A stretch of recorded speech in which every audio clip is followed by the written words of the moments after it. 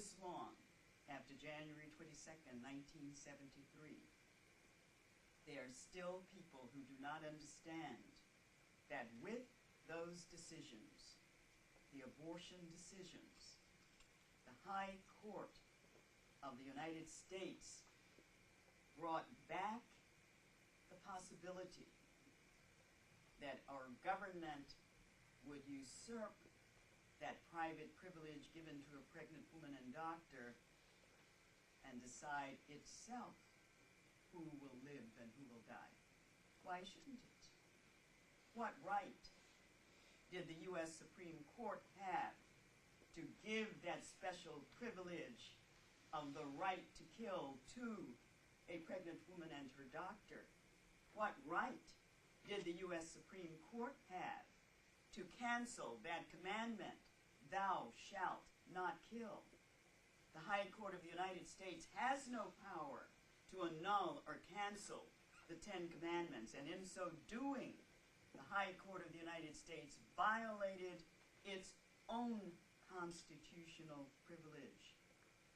The High Court of the United States had already done so, because the High Court of the United States had taken the doctrine of secular humanism and pronounced it a religion, and it had done so long before January 22nd, 1973, so that when it went that route on January 22nd, 1973, it was following a course chosen by itself, and therefore extending the tract that it had begun, because the matter of leaving the life of the unborn child to the private decision of the doctor and the pregnant woman simply put into the law the teachings of the secular humanist.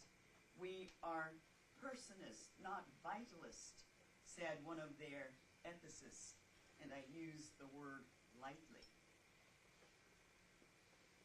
No one who has any sense truly of self-preservation could be seduced by such a selfish demand, because our very existence, I am standing here, you are sitting there, because the people before us always did a little bit more than they thought they could do, through wars, through famine, through plagues, through circumstances more extreme than anything we can imagine today. But they took that biblical admonition, go forth, be fruitful, and multiply. That is the only way that we as a people and a nation can survive. And by destroying within women the obligation to bring forth the young of our family, to nurture, to care for the young of our family, to have the rest of the family turn its backs and say, oh, well, that's all right, and to let the most vulnerable, the most helpless member of our family be abandoned to fend for itself. Our only hope of physical immortality. And we say, take care of yourself as best you can. Doesn't matter that you cannot speak. Doesn't matter that you cannot defend yourself. Doesn't matter that you cannot vote, cannot riot in the streets, and cannot run away. We'll just leave you there. Put the burden on the mother. Let her bring the indictment against you, because you shouldn't have been there. Let her bring the charges. Let her create the indictment. Let her serve as judge and jury. And then let her hire her own executioner and live forever with the reality that she let her body be used as the execution chamber for her unborn child. What kind of family are you going to build when the child that is lucky enough to be born into that family has to wonder how he or she escaped?